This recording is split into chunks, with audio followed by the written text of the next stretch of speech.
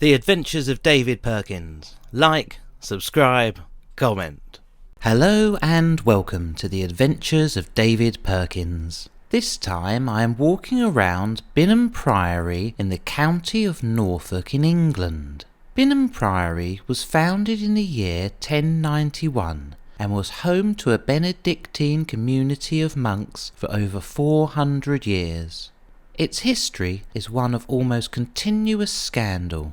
Many of its priors proved to be unscrupulous and irresponsible, and by the time of the Priory suppression in the year 1539, the community had been reduced to just 6 monks. The nave of the Priory church, with its striking 13th century west front, remains in use as the local parish church to this day. Binham Priory was founded by the Norman Baron Peter de Valois on land given to him by his uncle, King William I of England. The construction of the church took nearly 150 years, with the buildings being adapted and extended throughout the medieval period. Prior Richard de Parco, Prior of Binham from 1227 to 1244, was one of Binham's more diligent priors, and it was he who was probably responsible for commissioning the magnificent west front of the church. The monastic community at Binham was never very large. Even at its peak in 1320, just 14 monks inhabited the priory, and by its dissolution in 1539, only 6 monks remained. The priory suffered from a succession of unscrupulous and irresponsible priors. William de Somerton, who was the prior from 1317 to 1335, sold many of the priory's valuable items in order to finance his alchemical experiments, leaving the priory with a debt of £600, approximately £400,000 in today's money. The monastery was closed in 1539 as part of the suppression of the monasteries under King Henry VIII of England, and the priory was then given to Sir Thomas Paston, who dismantled most of the buildings in order to build a new house for himself at the town of Wells next the sea. Thomas Paston then would sell the remaining stone to the local residents of Binham village. Sir Thomas Paston's grandson, Edward, continued to demolish the priory's remains with a view to building himself a house on the site. However, his plans were brought to an abrupt end when a workman was killed by falling masonry. This fatality was considered a bad omen, and Edward's house-building project was then abandoned. Binham Priory was built of mortared flint rubble, with dressings of Barnack limestone brought to Binham from Northamptonshire. The remains of the monastic buildings are extensive, despite the determination of the Paston family. As in common to English, and indeed monasteries throughout Europe, the buildings were arranged around the central cloister. For clarity, a cloister is a garden court that was enclosed on all 4 sides by covered walkways, with these walkways giving access to the principal rooms used by the monks in their daily life, such as the chapter house and the refectory.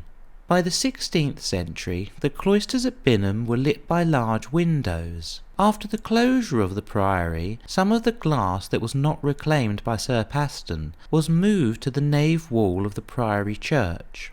The remains of the priory church today date mainly from the 12th and 13th centuries. The eastern arcade of the nave, beyond what is now the parish church, is richly decorated with Norman chevron and cylindrical billet mouldings, whereas the western arches on the inside of the church are pointed and ribbed in the early English style. The priory church was originally cruciform in plan with a central tower. The structure is supported on massive piers, the bases of which still retain some of their fine decorative mouldings. The monks sat in wooden stools facing one another in the area immediately beneath the tower. This area would have been separated off from the public nave by a stone screen. To the east of the crossing tower was the presbytery, where the high altar was located. Originally, the presbytery had a semicircular apse at its east end.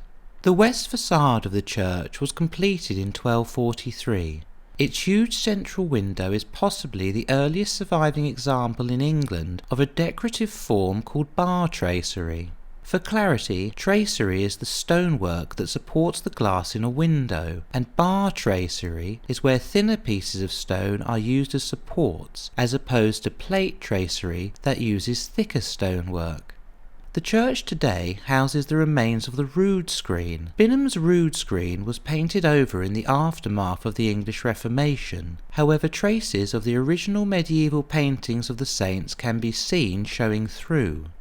Binham Priory is one of the few monastic foundations in Norfolk where the precincts surrounding the priory buildings remain essentially intact, including part of its boundary wall.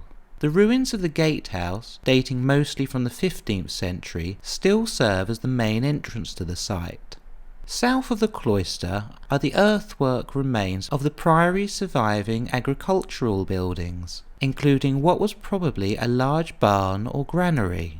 The outer court is likely to have contained other buildings, such as storehouses and workshops. Beyond these earthworks, next to the stream, is the site of what was the priory's mill and fish ponds. The monks who once resided here at Binham are buried a short way from the church's east end. The church as it stands now is comprised of the 7 western bays of the nave. The building continues in use to this day as the parish church for Binham village. In the village of Binham, upon the village green, is one of the best surviving examples of a medieval standing cross in Norfolk, possibly erected by the monks of Binham Priory themselves. Between the mid-10th and 16th centuries, over 12,000 standing crosses are thought to have been erected throughout England. In churchyards they served as stations for outdoor processions, and within towns and villages they served as places for preaching, public proclamation, penance, and for defining rites of sanctuary. Additionally, the crosses were used to mark parish, property, or settlement boundaries. Some crosses were linked to particular saints, whose support and protection their presence would help to invoke. Many crossheads were destroyed during the 16th and 17th centuries, and now fewer than 2,000 examples, with or without crossheads, are thought to survive. Following the grant of a charter by King Henry I of England, a weekly market and an annual fair was held on the village green. The 15th century cross itself is built of Barnack limestone, constructed by means of a socket stone and separate shaft. The 2-metre tall base on which the cross stands is made of mortared flint rubble with a stepped course of stone blocks, capped by a platform of thin slabs. The weathered remains of an ornamental moulding can still be seen part way up the shaft, but the stone cross that originally topped the shaft is now alas missing.